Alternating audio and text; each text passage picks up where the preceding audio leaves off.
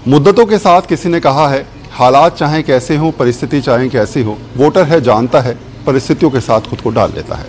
लोकतंत्र का सबसे बड़ा पर्व, पहला फेस, और मैं इस समय हूँ उत्तर प्रदेश के रामपुर में, जहाँ सियासत हमेशा से अलग चलती आई है।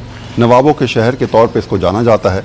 और जिस जगह मैं खड़ा हूँ, इस विश्वविद्यालय का करीब 100 साल का इतिहास है। और जो लोग मेरे साथ खड़े हैं वो बेहद दिलचस्प इसलिए हैं क्योंकि जब मैं यहाँ पहुँचा तो आखिर वो समझने की कोशिश कर रहे थे कि इस बार रामपुर की सियासत कहाँ जाने वाली है। तो चलिए रामपुर में माहौल क्या है समझ लेते हैं। आज ज़रा पहला सवाल मेरा आपसे ये कि रामपुर कहते नवाबों का शहर, यहाँ जो कुछ होता है पहले नवाब तय करते थे, फिर सियासत बदली, आज़म खां आ गए, अब आज़म खां जेल में है, फिर नई सियासत जारी है। आपको लगता है बदलते दौर की सियासत हमेशा रामपुर ने समझी है? जी, सबसे पहले तो मैं आपको ये बता दूं कि जिला प्रशासन का शुक्रिया अदा करना चाहता हूं आपके चैनल से कि निष्पक्ष चुनाव हो रहा है, किसी तरह की कोई परेशानी नहीं है किसी भी वोटर को। जहां बात चुनाव की है तो यहाँ पर बेगम नूर बानो 2 बार यहाँ सांसद रह चुकी हैं कांग्रेस के, और इस मरतबा जो है वो गठबंधन में सीट है, सापा को सीट गई है और इंडिया गठबंधन है, और सापा में आज़म खां साहब और उनकी पूरी फैमिली जो है वो जेल में है, तो इसलिए यहाँ कैंडिडेट चेंज है। लेकिन मुद्दा ये है, लोग कह रहे हैं कि जो पसंद था वो उनको मिला नहीं, जो दूर से आकर किसी को बैठा दिया। नहीं, ऐसा कुछ नहीं है, नहीं ऐसा कुछ नहीं है।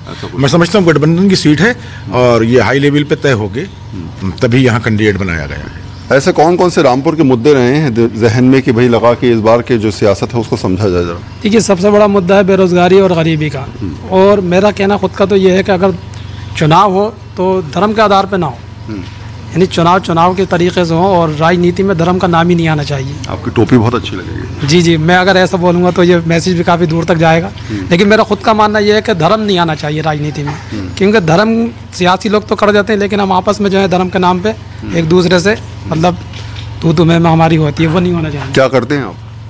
मैं वर्क का काम करता हूँ। अच्छा, यहाँ कारीगर भी बहुत सारे हैं रामपुर में? जी। क्या डिमांड रहती है दिमाग में कि जब नेताजी आते हैं चुनावों की सियासत में चीज़ें लोग बदलते चलते हैं, बातें करते चलते हैं, क्या दिमाग में रहा इस बार? मुद्दे कौन से थे आप? मुद्दा तो सर बेरोजगारी का है, मेन मुद्दा।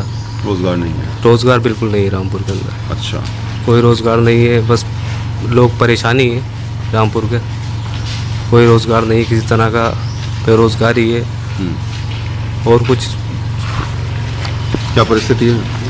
देखिए, रामपुर की परिस्थिति ऐसी है कि हम भी कारीगरी लाइन में ही हैं। हाँ। अगर हमारे शहर में हमें रोज़गार या कुछ काम मिले तो हम बाहर प्रदेशों में ना भटके। अभी भी मैं सिर्फ चुनाव के लिए गुजरात से आया हूँ वोट डालने के लिए। अगर अपने ही शहर में हो, अपने ही शहर में ये सारा काम हो तो फिर धक्के ना खाना पड़े, परिवार को छोड़कर हम बाहर प्रदेशों में पड़े रहते हैं। बहुत बुरी कंडीशन है यहाँ पर, इंसान 2 वक्त की रोटी भी नहीं कमा सकता। अच्छा, रामपुर की हमें तो कोई भी नेता आता है तो उससे हमें कोई फ़ायदा ही नहीं होता, चाहे आज़म खां हो या कोई भी नेता आता है, तो आज तक किसी तरह का कोई फ़ायदा नहीं हुआ है। लाइट की वो समस्या है कि अंधेरे में पड़े हुए पब्लिक के। सरकार तो दावा करती है 24 घंटे लाइट आ रही है। कहाँ आती है? दावे अलग चीज़ होती है, मगर जो लोग बरतते हैं वो तो जानते हैं ना। क्या ऐसी स्थिति है? जी हाँ, ये स्थिति है। लाइट तो 24 घंटे दे रहा तो क्या फ़ायदा, 50,000 1-1 लाख रुपए का बिल आ रहा है। और क्या माहौल चल रहा है रामपुर के अंदर? माहौल तो बस यही है, आदमी चुप है, कहीं कब का पारा डर का मारे। पूरे हिंदुस्तान का माहौल है वो आज रामपुर का ही डर है, डर का माहौल है। और क्या क्या मुद्दे हैं आपके इस बार चुनाव में? मुद्दे यही हैं, बेरोजगारी, रोजगार नहीं है। तो परिस्थितियां होती हैं इंसान की जो समझा देती हैं कि शायद वक्त के साथ, हालात के साथ अगर समझ जाए तो बेहतर है, नहीं समझे तो देखा जाएगा, अगला चुनाव फिर से आ जाएगा। चलिए, रामपुर के हालात देख लिए आपने, अब ले चलते हैं आपको अपने सहयोगी राजीव रंजन के पास जो इस समय मुजफ्फरनगर में है।